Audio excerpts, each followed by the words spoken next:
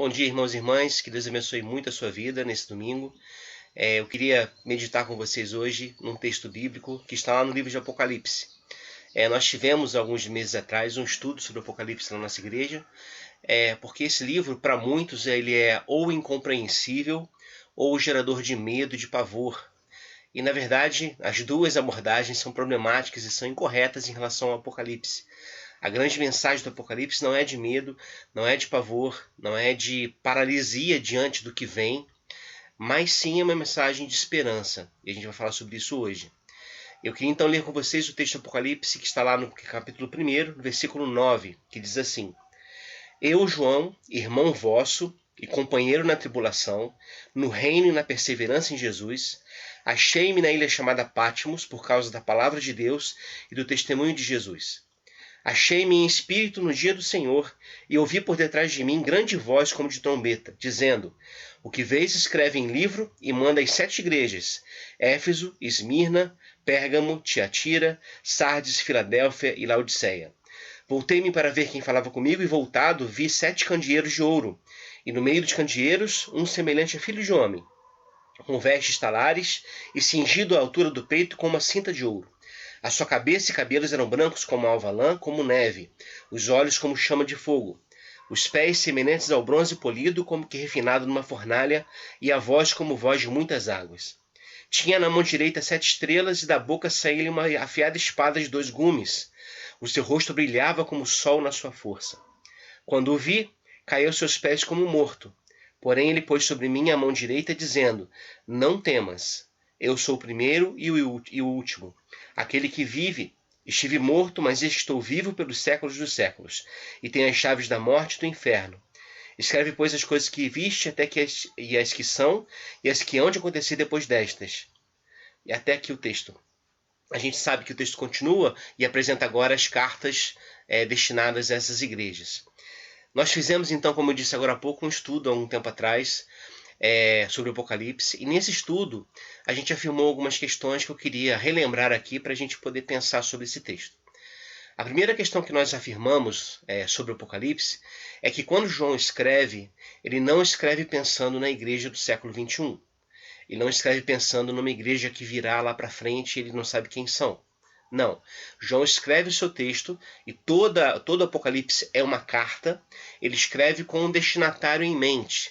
Quem são esses destinatários? As 7 igrejas da Ásia Menor que ele cita aqui: Laodiceia, Éfeso, Tiatira, Esmirna, etc. Então, nós não podemos, salvo se desejarmos fazer uma alegoria, e aí é muito problemático fazer isso, mas a gente não pode tirar esse texto do seu contexto de origem, porque ele tem uma razão de ser para aquele tempo.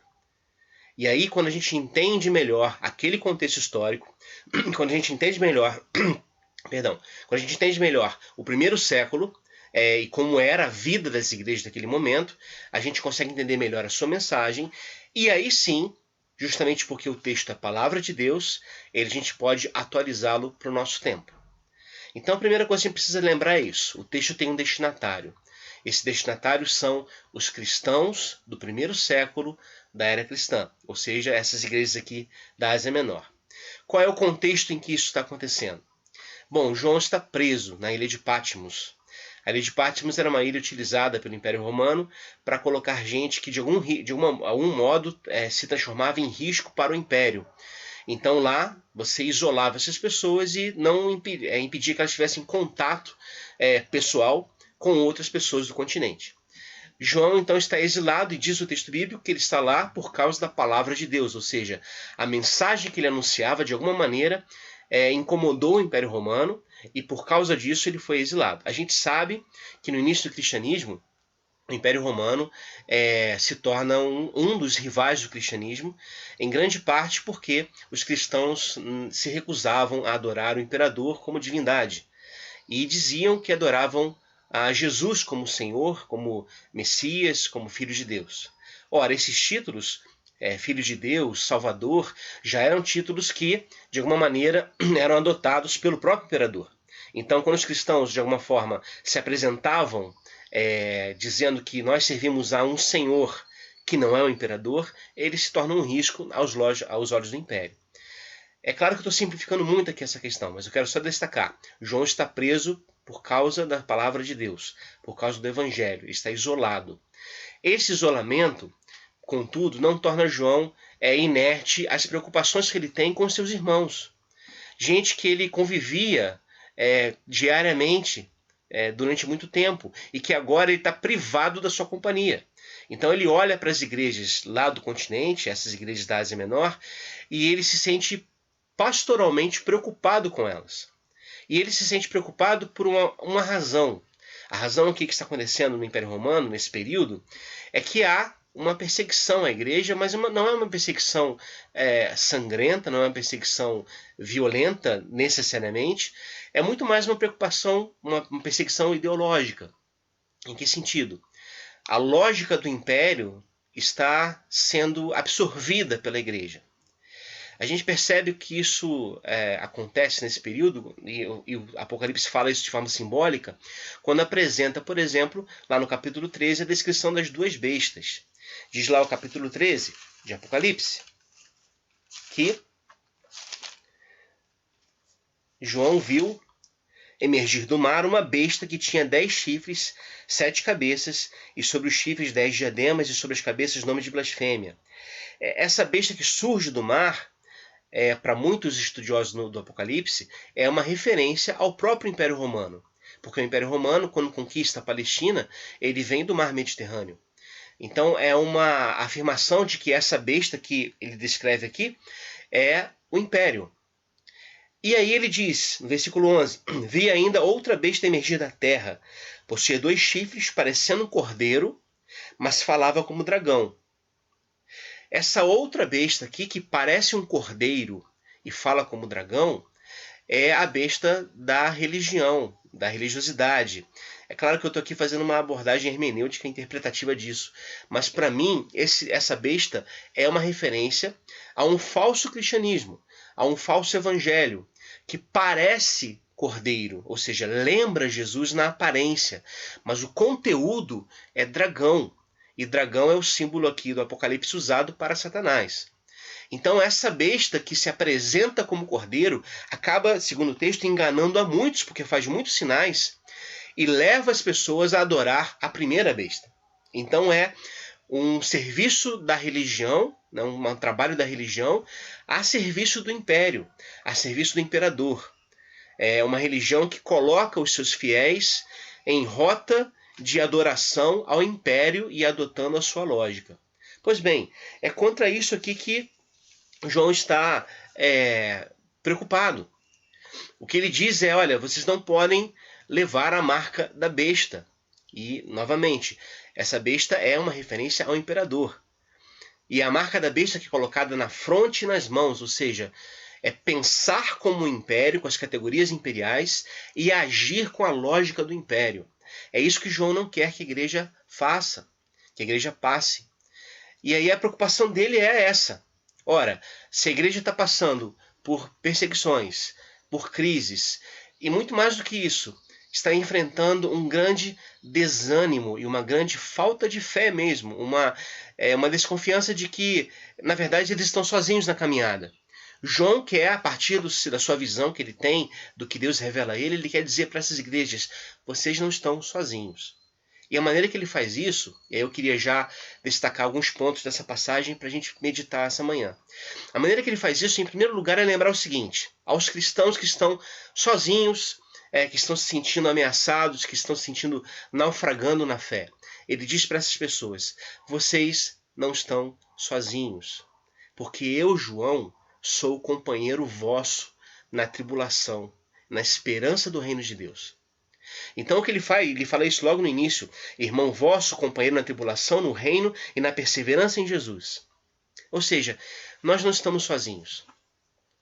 Embora, e com razões sérias e corretas, a gente precise, de fato, manter essa quarentena, manter esse isolamento, nós não estamos sozinhos.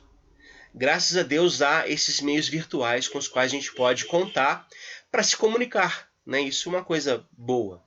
É claro que não substitui o abraço, o aperto de mão, a saudade que dá, mas nós não estamos sozinhos. Tem gente ao redor do mundo passando as mesmas coisas que nós estamos passando.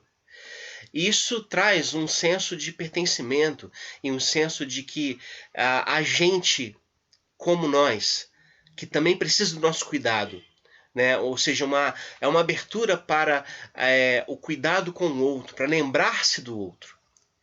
A gente estava conversando aqui em casa essa semana e a gente estava lembrando, a Miriam estava lembrando, de forma muito especial, por exemplo, das pessoas que vivem sozinhas e que tinham como hábito de sair, de passear, né, encontrar amigos e agora precisam ficar em casa.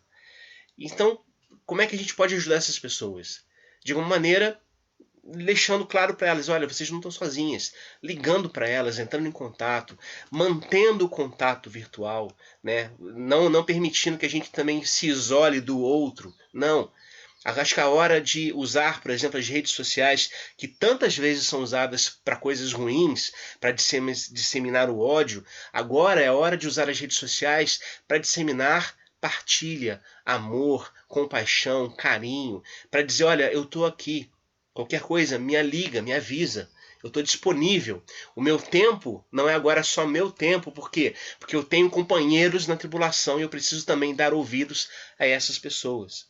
Então essa é uma primeira coisa que eu acho que a gente pode extrair desse texto para o nosso momento. É claro que uma situação de crise como essa aqui que o Apocalipse está vivendo, e uma situação de crise como é a nossa, porque, como eu disse, o Apocalipse ele se atualiza a cada momento histórico. Então, nós tivemos, na verdade, vários apocalipses, né? O apocalipse do primeiro século, no seu próprio contexto, e nós temos outros apocalipses.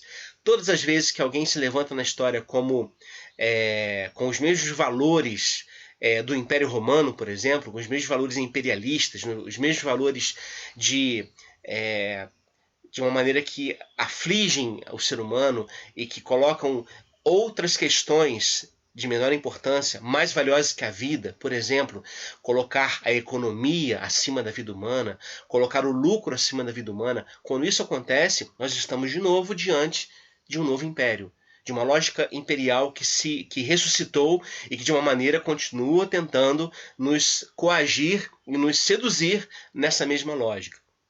Então, diante de um quadro desses, a situação é muito tensa. A gente precisa, então, ouvir a voz de Deus. João aqui tem uma experiência, uma visão de Deus. Ele, como diz o texto, ele ouviu grande voz, como de trombeta. E quando ele se vira... Bom, a primeira coisa que ele vê é a igreja. Nós já falamos isso também nos estudos do Apocalipse. A importância do nosso testemunho como servos de Jesus. Quando as pessoas olharem para nós, elas precisam encontrar Jesus. Porque ao ouvir a voz de Jesus, a primeira coisa que elas veem é a igreja. São os cristãos, os discípulos de Jesus. Somos nós. E se a gente não compartilha da mensagem do reino de Deus para essas pessoas, a gente está, na verdade, fazendo mau testemunho do próprio Cristo. Mas eu queria chamar a atenção aqui nesse texto para a visão que João tem. Ele vê Jesus glorificado. E talvez a gente hoje preferiria e gostaria de ter uma manifestação divina muito patente, muito clara, né? Deus vitorioso se apresentando e sarando todas as questões. Aqui João tem uma visão do Cristo glorificado. Né, o rosto brilhando como o sol, as vestes brancas, luminosas, a voz como um trovão, com muitas águas, enfim. Só que diante dessa visão, diz o texto que, no versículo 17, quando o vi, caí aos seus pés como morto.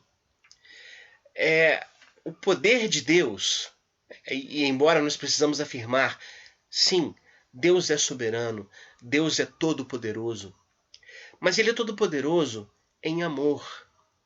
Ele é todo-poderoso no cuidado. Ele não é todo-poderoso de forma orgulhosa ou com uma megalomania gigante de quem se quer mostrar como divindade para provar que ele é Deus. Não, nós precisamos tomar muito cuidado com as imagens de Deus que nós construímos. Porque aqui, quando João olha para o Cristo glorificado, e Cristo está glorificado, mas quando João olha para o Cristo glorificado, ele cai como morto. E o que o reanima é a palavra desse Cristo, é a palavra desse Jesus, que o toca e diz, ele pôs a mão sobre mim, sobre minha mão direita, dizendo, não temas. Isso eu queria chamar a atenção para vocês. Porque a primeira mensagem do Apocalipse é a mensagem: não tenha medo. Não temas. E por que a gente não deve ter medo? Porque Cristo é o primeiro e o último. É o Alfa e o Ômega. Ele tem nas mãos as chaves da morte e do inferno. Essa é uma afirmação da fé cristã de que Cristo é vencedor. Ele é vitorioso. E por causa disso, nós seremos também mais que vitoriosos. Essa é uma afirmação que nos leva a descansar em Deus, a ouvir a voz de Deus dizendo: não tenha medo. Não tenha medo. Quem está falando aqui é o próprio Cristo, é o próprio Jesus. O Jesus que andou com os discípulos, o Jesus que partilhou a mesa com os discípulos, com pecadores, com publicanos. É esse Jesus aqui que está sendo glorificado. E aí eu queria chamar a atenção para isso, porque o que não vai nos salvar nesse momento é a imagem de Deus que nós construímos, que nós temos desenvolvido na nossa prática de fé. Se nós desenvolvermos uma imagem de Deus distorcida pelo medo, pelo desespero, pela falta de esperança, ou por um senso louco e doido e distorcido também de justiça, nós iremos, na verdade, nos encontrarmos com um ídolo que não trará paz a nós. Eu fico muito triste e lamentando o que eu vejo às vezes em redes sociais. Pessoas, por exemplo, colocando imagens de que supostamente no Brasil Jesus foi ofendido, né, foi rejeitado, e aí mostrando as imagens do carnaval, dos desfiles, etc. E aí dizendo: você acha que a conta não iria chegar? Que Deus não iria descer a sua mão de juízo? Meus irmãos e minhas irmãs, esse Deus não é o Deus de Jesus. O Deus de Jesus, que é esse Deus aqui que nos toca e diz não tenha medo, é o Deus que quando foi rejeitado, claramente rejeitado pelos samaritanos, não quis fazer descer fogo do céu para matá-los. Os discípulos queriam fazer isso, mas Jesus corrige eles duramente e diz: vocês não sabem de que espírito vocês são. Esse Deus aqui que nos diz não tenha medo, não é um Deus que vai nos castigar ao nos pegar em flagrante pecado. Ao contrário, é o Deus que vai nos dizer para a gente: olha, eu não te condeno, mas não faz isso de novo porque isso te causa mal. Então não se vicie nessa sua sombra. O Deus que a gente está falando aqui, que toca no nosso ombro e diz não tenha medo, é o mesmo Jesus que andou com os discípulos e caminhou junto a eles, e que, quando, por exemplo, estava no meio da tempestade no barco, estava lá dormindo, acorda, e os discípulos desesperados, dizendo: Jesus, acorda, acalma a tempestade. E depois diz a eles: gente, onde está a fé de vocês? Perceba que não é uma divindade ferida em seu orgulho próprio, não é uma divindade magoada e que fica agora de uma maneira querendo dar o troco aos humanos que o rejeitaram. Os meus irmãos e minhas irmãs, Deus é amor. E tudo que você coloca depois dessa frase revela mais sobre você do que sobre Deus. Deus é amor, mas é fogo consumidor. É porque no fundo, eu estou cheio de vontade de mandar descer fogo na cabeça daquela pessoa que eu acho que é meu inimigo. Deus é amor, mas é justiça. É que no fundo, eu estou cheio de vontade de que a justiça aconteça a meu favor, segundo os meus parâmetros. Não. Deus é justiça? É claro que é. Deus é aquele que vem para julgar? Sim. Mas o julgamento dele é feito em amor. A justiça dele é feita em amor. E o juízo dele, aliás, é um juízo que começa pela casa de Deus, mas é feito em amor. Não dissocie isso, porque a gente acha, às vezes, que o amor não é suficiente. Então a gente precisa corrigir o amor com alguma qualidade, com algum defeito, com alguma questão. Ah, é amor, mas é isso também. Não, gente, o amor de Deus é suficiente. O amor é suficiente. Então não caia nessa história de gente que tira textos do contexto lá da Bíblia e diz que a gente está agora vivendo isso, que Deus está castigando o Brasil por causa dos pecados. Meus irmãos, não mesmo. Jesus é sempre misericórdia e sempre é aquele que convida ao arrependimento. Obviamente, o arrependimento exige mudança de vida, existe metanoia, mas o que produz o arrependimento em nós é o amor de Deus. Tá claro? Não é o seu juízo, não é o seu ódio, porque Deus não odeia. Então, creia nisso. Quem está nos tocando nesse momento, né, de crise é o próprio Jesus de Nazaré. Aquele Jesus que disse: venham a mim, vocês que estão cansados, sobrecarregados, eu vou aliviar vocês. Eu vou tirar o fardo de vocês. Se a gente consegue estabelecer esse fundamento, a gente vai fazer com que essa crise que a gente está passando seja uma crise que também nos faça crescer. Crescer no conhecimento de Deus, crescer no conhecimento da palavra de Deus. Né? Use esse tempo para isso. A gente às vezes se esquece de que o ser humano, ele na verdade, nós somos vasos de barro. E gente, vaso de barro é frágil. Então, não queira também ser forte no sentido de ultrapassar os seus próprios limites e querer dar uma de santarrão. Não. Se está doendo, chore, mas chore diante de Deus, porque esse Deus que ouve teu clamor vai colocar a mão no seu ombro e vai dizer: não tenha medo, porque eu sou Emanuel. Eu estou com você todo o tempo. Essa é a mensagem do Apocalipse, na verdade. É a mensagem de esperança. É a mensagem de que não importa o que você esteja passando nesse momento, o Senhor é Senhor da história. Ele está controlando tudo de alguma maneira. Não como marionete, claro, mas está presente conosco.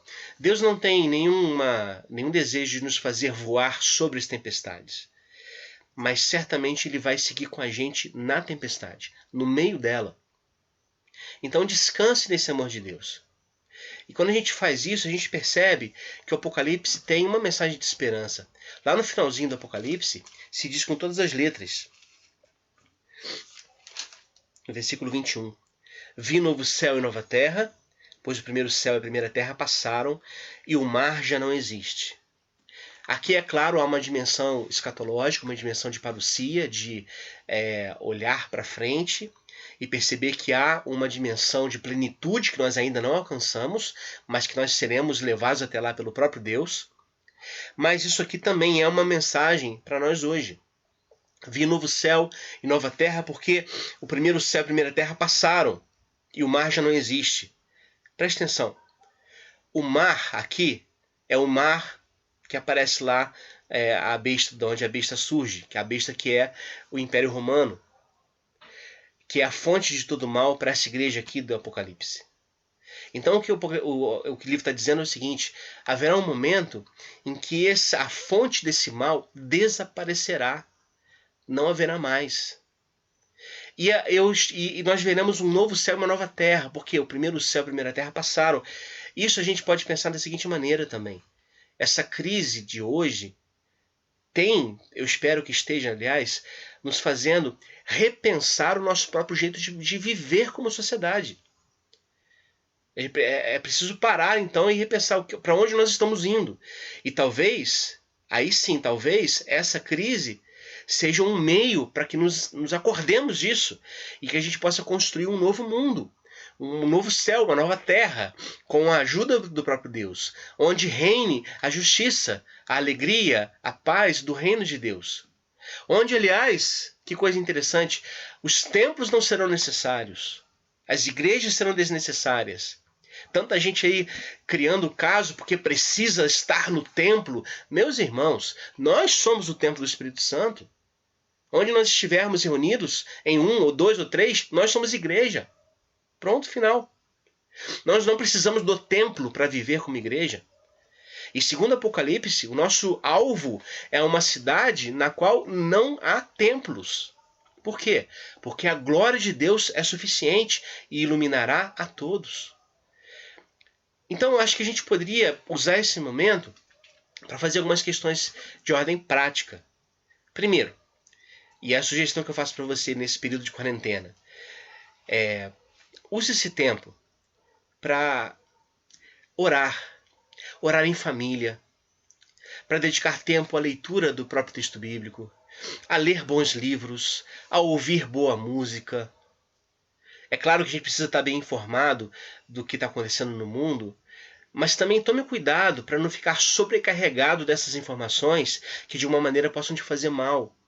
Então encontre tempo para cuidar de você também, sabe?